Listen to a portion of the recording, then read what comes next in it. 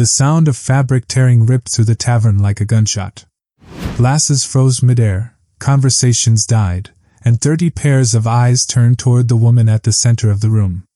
Aisha Carter stood still, her shirt torn open across the back, the harsh yellow lights exposing the tattoos she had kept hidden for months. Black ink stretched across her skin, bold and unmistakable, a soldier's mark carved by sacrifice, a symbol that didn't belong in a small-town bar. The biker leader, Dale Cooper, had been grinning seconds earlier. But now, his knife trembled in his hand, his smirk slipping into fear. Even his crew shifted uneasily, unsure of what they had just seen. Why could one tattoo silence a room full of men who lived on intimidation? To understand, we need to go back to the life Aisha tried to bury, and the night that forced her truth into the open. Aisha Carter had built her life around staying invisible. 6 months earlier she had taken a job at Johnson's Tavern, a small, worn-out bar on the edge of town. To most people, she was just another bartender, quiet, efficient, keeping her head down. But to anyone paying closer attention, there was something different about her. Every 30 seconds her eyes swept the room, first the exits, then the hands, then the faces. She stood with her back to the wall whenever possible. Even the way she gripped a knife while slicing lemons spoke of training far beyond pouring drinks. At 5'6" with a slender frame, she looked fragile. But her movements were precise, deliberate, like someone who had learned that vigilance could mean the difference between life and death. Mr. Johnson, the tavern's 65-year-old owner, had noticed it the day she walked in. A Vietnam veteran himself, he didn't ask questions. Some stories were carried in silence, and he respected that. For Aisha, the upstairs room above the tavern became a refuge. At night she fought memories that refused to fade, but by day she could disappear into the rhythm of cleaning glasses and serving regulars. Still, the tavern was never completely safe. Every Friday, the rumble of motorcycles shook the walls, and fear spread before the doors even opened. Dale Cooper and his gang, the Iron Vultures, claimed the tavern as theirs. Johnson always had an envelope ready, $500 in cash, a payment he couldn't afford but dared not refuse. Aisha kept silent, watching from behind the bar, her jaw tight but her hands steady. Survival meant knowing which battles not to fight. But some nights, silence can't save you. Some nights, fate rips it away. The night began like any other Friday.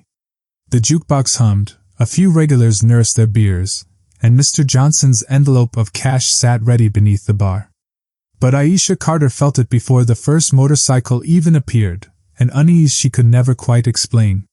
The air tasted metallic, her instincts screaming in ways she had learned never to ignore. Then the engines roared. 8 Harleys pulled into the parking lot, their pipes cracking the night like thunder. Conversation died mid-sentence. Couples paid tabs in a rush, leaving half-finished drinks behind. The regulars who stayed behind braced themselves, eyes fixed on the floor. Dale Cooper kicked open the tavern door, tall and broad, his leather jacket heavy with patches and scars. His crew spilled in behind him, filling the room with the stench of smoke and arrogance. They didn't walk inside, they took it. Well, Dale drawled, his voice thick with contempt. Business looks good tonight, old man. He straddled a chair backward in the center of the room, spreading his presence like a king on his throne. Which means you've been holding out on me. Mr. Johnson's trembling hands slid the envelope across the counter. That's everything, he said, voice low. Same as always. Dale smirked. He didn't even glance inside. Things change. From now on, I want 800. The words landed like a hammer. The old man's shoulders slumped. I can't, he began, but his protest was silenced with a backhand that snapped his head sideways. The sound of the slap cracked through the tavern louder than the jukebox. The bar went still. Aisha's hands clenched at her sides, but she forced herself to move slowly. Calmly, she stepped forward with a towel when Dale tipped a beer onto the floor, its foam spilling like wasted blood. She knelt to clean it, her body angled between Dale and Johnson. Every motion was smooth, deliberate, not submissive but controlled. Dale noticed. His boot pressed down on her hand, grinding it into the sticky floorboards. "What's your name?" he asked, his voice cutting through the silence. Aisha said nothing. His grin widened. Silence, to him, was weakness. "What are you, too dumb to talk? Or just another little nobody hiding behind an apron?" He leaned lower, his breath sour, his words sharper. "Pretty face for a black girl." The slur landed heavy, poisoning the air. Some patrons flinched. Others dropped their gaze. Aisha's jaw tightened, but still she didn't speak. Silence wasn't weakness. It was strategy. Mr. Johnson pushed himself upright, blood on his lip. "Her name's Aisha," he croaked. "She just works here. Leave her out of this." Dale shoved him back against the shelves, glass shattering around him. Then his eyes found Aisha again, burning with cruel curiosity. "So, Aisha." He rolled her name like cheap whiskey. "I like a woman with some spine. Makes it more fun when they break." The room shrank around her, the walls pressing in with the weight of 30 frozen stares. Dale's crew spread out, circling like wolves, their laughter thick with cruelty. One wrong move could end it in chaos. And yet Aisha's posture shifted, almost imperceptibly. Her shoulders squared. Her breathing slowed. It was a subtle change, but Johnson saw it, because he recognized it. The switch. The moment when a soldier stops waiting and prepares to act. Dale charged. 200 pounds of rage crashed forward, his fists swinging wild. But Aisha was no ordinary bartender. She moved like water, sidestepping at the last instant. Dale's weight carried him into a table, splintering it into shards. The crew shouted, ready to pounce, but stopped when Aisha's hand snapped up, clutching a broken bottle like it was a blade. Her voice cut through the noise. "Stay back." It wasn't loud, but it carried a force that froze men in place. The authority of someone who had stood on battlefields, who had given orders with lives on the line. Even Dale's second-in-command hesitated, his smirk faltering. Dale rose again, red-faced, humiliated. He lunged once more, heavier, faster, desperate to reclaim control. This time Aisha didn't step aside. She met him head-on. Her elbow drove into his chest, her knee struck his thigh's nerve cluster, and suddenly the bigger man was off balance, gasping. But he wasn't finished. His hands clawed at her shirt, dragging her down with him. His fingers tore fabric, ripping it open in a jagged line. The sound of tearing cloth sliced through the tavern like a scream. Time slowed. The laughter died. The yellow lights fell across Aisha's back, revealing the tattoo she had hidden for so long. Bold, unshakable, carved in ink and memory. A symbol of battles fought, scars earned, and sacrifices the room could barely comprehend. The knife in Dale's hand trembled. His face shifted from rage to disbelief, then something darker, fear. And 30 pairs of eyes, once too scared to look up, now stared at Aisha Carter. The silence that followed was heavier than any shout. The room had gone silent. Not the usual silence of fear, but something sharper, shock, disbelief, awe. Every gaze locked on the tattoos sprawled across Aisha Carter's back. The bold insignia, the lettering etched deep into her skin, told a story more powerful than words ever could. Dale Cooper, the man who moments earlier had laughed at her, froze with his knife trembling in his fist. His smirk was gone. His eyes darted from the ink to her steady posture, as if the ground beneath him had shifted. But fear mixed with pride is volatile. He snarled, his voice cracking but still loud enough to carry. "So what? You think a tattoo makes you untouchable? This is my bar. My rules." His hand tightened on the blade. The crew behind him shifted uncertainly, some whispering, others staring at Aisha with wide eyes. A mark like hers wasn't just ink. It meant training, combat, survival. It meant she was something they had only seen in movies and nightmares. Dale lunged, the knife flashing under the lights. Gasps rippled through the tavern.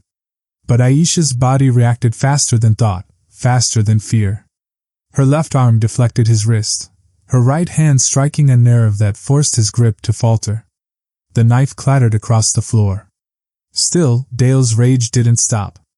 He swung with his free hand, a wild hook meant to break bone. Aisha slipped inside the arc, driving her elbow into his ribs. The sound of air bursting from his lungs was louder than the jukebox. He staggered but didn't fall. Pride wouldn't let him. He rushed her again, heavier, sloppier, desperate. Aisha's movements were calm, measured, precise, the kind that only came from surviving battle after battle. She redirected his momentum, twisting his arm and sending him crashing over her hip onto the hard floor. The tavern shook with the impact. Dale wheezed, but Aisha was already on him, her knee pressed into his spine, her hands locking him in place. Not brutal. Not reckless. Controlled. Professional. She didn't strike to punish. She restrained to end the threat. You don't understand. He spat from the floor, his words muffled against the wood.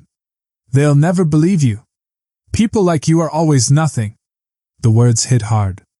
Not because they were true, but because they carried the echo of every injustice she had faced, every door slammed, every insult whispered behind her back. For a moment, the weight of it threatened to crush her. But then she looked up. 30 people were watching, not with fear, but with something else. Recognition. Respect. Her voice was steady when she spoke, carrying across the room. You know nothing about sacrifice. Nothing about carrying lives in your hands. You call me nothing? I've walked through fire you couldn't survive for a day. And I'm still standing. The words sliced deeper than any blade. An old man in the corner, himself a veteran, pushed to his feet. His voice shook but carried strength. She's a hero. Murmurs rose. Another patron added. She served this country while he was terrorizing it. The voices grew louder, braver, filling the space that fear once owned. Dale's crew faltered. One of them, Mick Torres, stepped back, shame in his eyes. For the first time, Dale looked small, pinned beneath a woman who hadn't struck him in anger but restrained him with purpose. The sirens arrived in the distance, growing louder by the second. Red and blue lights began flashing through the tavern windows. Aisha held Dale down, her breathing steady, her jaw set. This was not revenge. This was survival. This was truth, finally seen. But even as the officers poured in, weapons drawn, a question hung in the thick air. Would this night truly change anything? Would the world believe 30 voices united, or dismiss her courage the way it had dismissed so many others before? The flashing red and blue lights painted the tavern walls, casting the wreckage of the fight in harsh color. Dale Cooper, once untouchable in this town, lay pinned to the ground under Aisha Carter's control. When the officers rushed in, weapons ready, she released him calmly, stepping back with her hands raised, not in fear, but in discipline. The room erupted with voices. For the first time, people spoke freely. Patrons described the extortion payments, the threats, the beatings. Some trembled as they spoke, but the words poured out like water breaking through a dam. Others pointed to the knife glinting on the floor, to the blood on Mr. Johnson's lip, to the torn shirt that had revealed the truth Aisha never intended to share. The officers listened. The cameras on their chests blinked red, capturing every detail. For Dale, no amount of denial could erase what 30 witnesses and clear evidence showed. His sneer was gone, replaced by something he hadn't felt in years, the knowledge that he had lost. When the police dragged him outside in handcuffs, the silence that followed wasn't fear anymore. It was relief. Aisha stood still, her chest rising and falling in steady rhythm. She hadn't wanted this. She had spent months trying to disappear, hiding scars and history beneath long sleeves and silence. But sometimes, the truth refuses to stay hidden. That night, the story didn't end in the tavern. Word spread quickly, first whispers in town, then headlines online. A black woman standing against a gang of bikers, revealing her past as a decorated veteran, captured imaginations far beyond those four walls. Photos leaked, videos circulated, and soon millions of people were watching what had happened in a small-town bar. But the real impact wasn't in the headlines. It was in the community itself.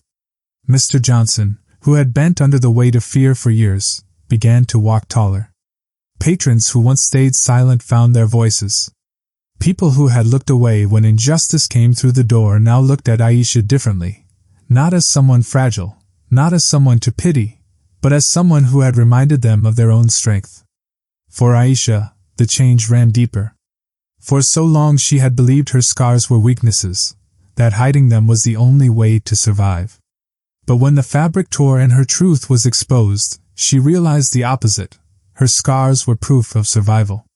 Proof that even broken people could rise again. She still woke some nights at 3 a.m., drenched in memories she couldn't control. But when she pulled on her shirt each morning, she no longer reached for sleeves long enough to hide the ink across her back. She let it show, not as a boast, but as a reminder, to herself, and to anyone who saw it, that strength is built from struggle. The tavern slowly transformed. What once felt like a place ruled by fear became a place of gathering and safety. Veterans started showing up, some quietly, some hesitant, drawn by the knowledge that one of their own was there. Conversations began. Support groups formed. And week by week, the walls that had once echoed with silence now carried laughter, connection, and healing. But Aisha knew this wasn't just her story. What happened in that tavern was part of something bigger, a reflection of how racism and power play out in everyday spaces, hidden until someone refuses to bow. The slur Dale threw at her, the disbelief in his eyes, the arrogance of his control, all of it was part of a system that thrived on silence. And silence, she had learned, was its greatest weapon. Her act of courage, standing, enduring, refusing to bend, wasn't just about her survival. It was about breaking that silence. Because racism doesn't always arrive with fists or knives. Sometimes it comes with laughter meant to belittle, with words designed to wound, with quiet rules about who belongs and who doesn't. And sometimes, it takes just one person refusing to hide for the truth to flood out into the open. That was Aisha's gift to the people who witnessed it, the courage to see, to speak, to act. And so her story leaves us with a question, one no tattoo can answer, one no headline can erase. When the moment comes, when injustice stares you down, will you stay silent, or will you stand?